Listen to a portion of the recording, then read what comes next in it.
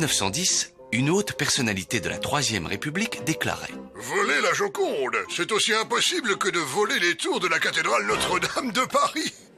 Pourtant, moins d'un an après, le mardi 22 août 1911, les journaux ne parlèrent que de cet incroyable vol. C'était devenu une affaire d'État qui mit sans dessus dessous la Chambre des députés et ébranla le gouvernement. Le tableau demeurait introuvable. On suspecta des personnalités célèbres comme le peintre Picasso ou le poète Apollinaire qui fut emprisonné 3 jours avant d'être innocenté et libéré. Le temps passa. Plusieurs semaines, plusieurs mois, l'enquête piétinait. Ce n'est que 2 ans plus tard, à Florence, en Italie, que l'affaire rebondit enfin.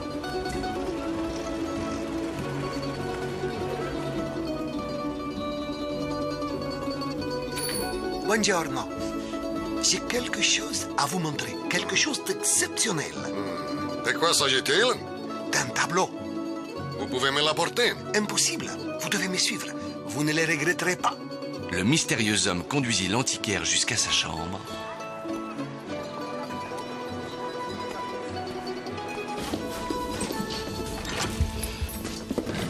Vous voyez, je ne vous avais pas menti.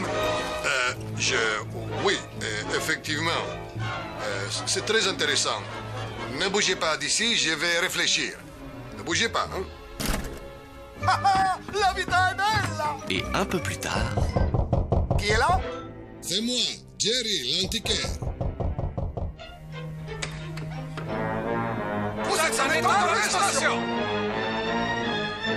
Au terme d'un procès très médiatisé, le voleur, Vincenzo Perugia, fut condamné à la prison. On apprit alors comment il avait réussi son forfait. Il avait été chargé de réaliser une vitrine pour protéger la Joconde. Le dimanche 20 août 1911, à l'heure de fermeture du musée, il s'était laissé enfermer avec 2 complices dans un débarras où l'on rangeait du matériel. Le lendemain matin, jour de fermeture du musée, il avait décroché très tranquillement le tableau et il avait ensuite réussi à sortir du Louvre sans que personne ne le surprenne. Le 4 janvier 1914, la Joconde retrouva sa place au Louvre. Ce fut l'occasion d'une magnifique fête.